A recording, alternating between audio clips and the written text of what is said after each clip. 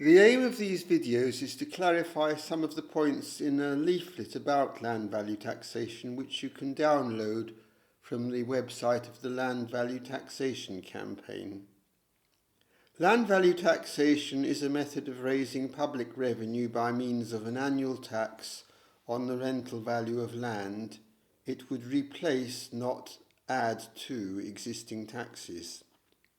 Land value tax can't be an additional tax. It's competing with other taxes for the same revenue stream, and that's why the idea of including LVT as a mix of taxes is a recipe for failure. Initially, LVT would probably replace existing property taxes, which at the moment include council tax, the UBR, stamp duty, perhaps inheritance tax. Properly applied, land value tax would support a whole range of social and economic initiatives, including housing, transport, and other infrastructural investments. It's infrastructure that creates and sustains land value. The housing problem is really an effect of failure of the land market as a whole. When developers can make more profit from land value increases than from building, there's going to be a chronic housing shortage. Prices will never fall to market clearing levels. And so land value taxation is necessary to make the land market function properly. Chronic unemployment would be alleviated by land value taxation because it would mean that labour-related taxes could be reduced, and labour-related taxes inflate the cost of employing people. How would it work? The value of every parcel, that's every plot of land in Britain, would be assessed regularly, and the land value tax levied as a percentage of those assessed values. What do we mean by all this? First of all, land would have to be registered. Most of it already is. The valuation is an annual value. It's not the selling price, it's the rental value. And this is the market rental value plus any tax that's already paid on the land, such as the council tax or the business rate or the land value tax itself. These are all part of the value of the land, and it's a part of the value that's already collected by the government. It's not the selling price because the land value tax reduces selling prices. For every £1 paid in land tax, the selling price falls by about £20. An LVT based on selling prices destroys its own tax base. It's like sitting on the branch of a tree and sawing oneself off. That's not the only reason. The other reason is that the rental value is the primary value of land. The selling price is a hope value.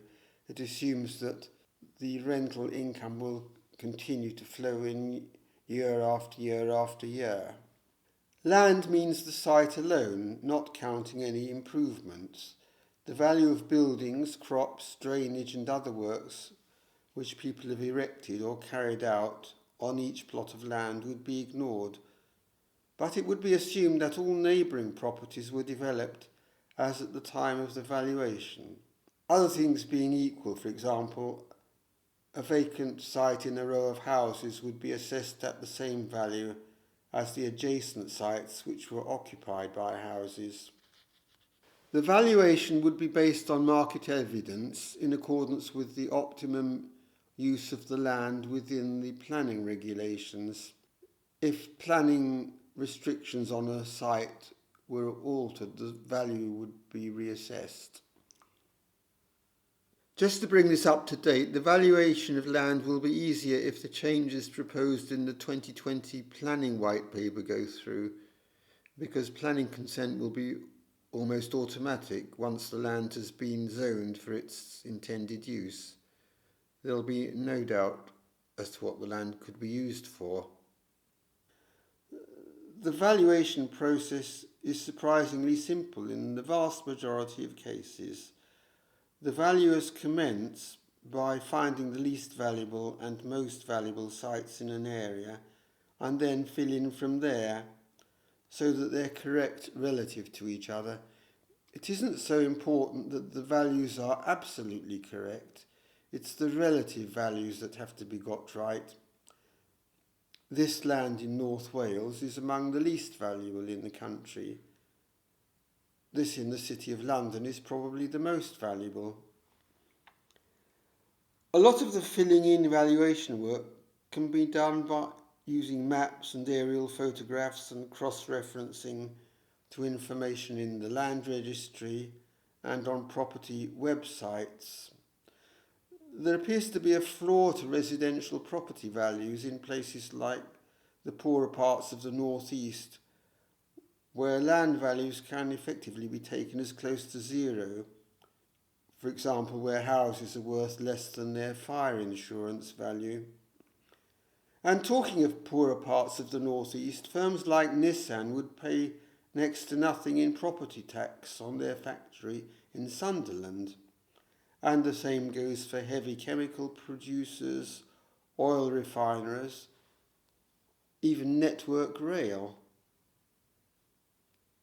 There are 2 articles on the practicalities of land, that is site-only valuation, on the campaign's website. The links are below. It refers to studies that were done in the little town of Whitstable on the Kent coast. I'll explain the principle. Let's look at some detail. This is the Victorian area of working class Hove. Hundreds of houses on identical plots with values almost identical. We can refine this. This is probably the best part of the area in the middle of Brighton, known as North Lane. The street's a bit wider and the houses have nice gardens. The left-hand side of the road isn't quite so good as the right-hand side because there's an alleyway at the back, which makes it a security risk to live on that side. Here's the next best street, probably. The values are a little bit lower. And this one here is not at all as good. The right-hand side buildings were originally industrial, and the street's got a closed-in feeling. So we can see that the point is not so much to get the absolute values accurate as to get the values in the right relation to each other. The initial valuation when LVT is brought in will be the most difficult, and after that the valuations will be refined. Of course, the valuation lists are going to have to be public, and the assessments are going to have to be open to appeal. It will probably take 2 or 3 valuation cycles to get the assessments right, and that's why a phase-in period is needed.